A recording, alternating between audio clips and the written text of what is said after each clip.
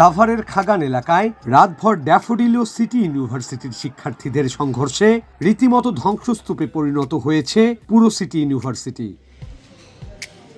রাতভর ভাঙচুর, লুটপাট আর অগ্নিসংযোগের ঘটনায় ধ্বংসস্তূপে পরিণত হয় বেসরকারি বিশ্ববিদ্যালয়টি।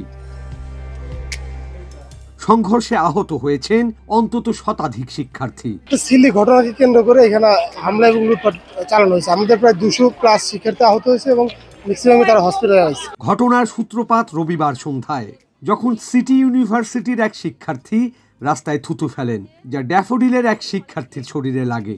কথা কাটাকাটির পর রাত 12টা থেকে ভোর 4টা পর্যন্ত রণক্ষেত্রে পরিণত হয় পুরো এলাকা।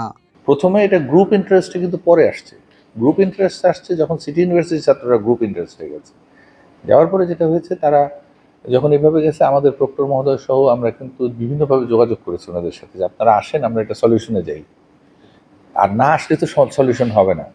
তো আমাদের যেহেতু প্রক্টর এই ক্যাম্পাসে থাকেন, আমরাও এখানে থাকি, আমরা কিন্তু সারা রাতই এটা নিয়েছিলাম যে না হয় কমের মধ্যে থাকুক, ঝামেলা যেন না হয়। কিন্তু এর মধ্যে সমস্যা হয়ে গেছে যখন ছাত্রদের ওখানে আটকায় ফেলছে, তখন তো ছাত্রদের মাথায় আগুন লেগে গেছে যে আমাদের ছাত্র ওখানে সিটিতে আটকানো, তারা জিম্মি করে নিয়ে গেছে। এটা মারামারির কিন্তু সূত্রপাত ওইখান থেকে। ড্যাফোডিলের কয়েকশো শিক্ষার্থী দেশীয় অস্ত্রশস্ত্র নিয়ে সিটি ইউনিভার্সিটিতে প্রবেশ করেন। VC office, registrar office, pro VC office, conference room, computer lab, accounts office ভাঙচুর করা হয়। 10টি গাড়িতে দেয়া হয় আগুন, চালানো হয় লুটপাট। ভিসি স্যারের রুমে এবং অন্যান্য জায়গায় সবগুলা নিয়ে গেছে এবং আমাদের অ্যাকাউন্টসে একটা ভার্সিটির অ্যাকাউন্টসে তো টাকা পয়সা অবশ্যই থাকে, সেগুলো সব নিয়ে গেছে। এবং আমরা মনে করি যে ওরা কোনো স্টুডেন্ট, ওরা ডাকাত দল। যদি ডাকাত দল না হতো তাহলে রাত্রিবেলা এভাবে অতর্কিতভাবে হামলা করে আমাদের ভার্সিটিতে এভাবে ভাঙচুর করতে পারতো। আমাদের অ্যাকাউন্টসের সামনে সব ভেঙে ফেলছে। তারপরে আমাদের অ্যাকাউন্টসে যা ছিল ওগুলো ওরাও লুটপাট করছে। দেন আমাদের মেয়েদের হলে গেছে, হলে যাওয়ার পরে আমাদের হলের গেট ভাঙচুর করছে। দেন ওরা ওদের কাছে হয়তো বন্দুক ছিল, ওটা দিয়ে ফায়ার করছে। আহত শিক্ষার্থীরা সাভার ও রাজধানীর বিভিন্ন হাসপাতালে ভর্তি হয়েছেন।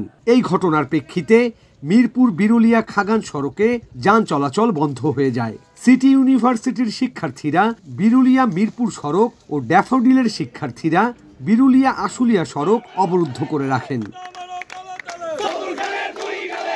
সাভার থানার ওসি জুয়েল মিয়া জানান, পরিস্থিতি বর্তমানে শান্ত রয়েছে। বিশ্ববিদ্যালয় দুটির প্রশাসন রাতভর বৈঠক করে পরিস্থিতি নিয়ন্ত্রণের চেষ্টা করছে। ভয়াবহ এই সংঘর্ষের ঘটনায় দোষীদের বিরুদ্ধে কঠোর ব্যবস্থা গ্রহণের দাবি জানিয়েছেন শিক্ষার্থীরা।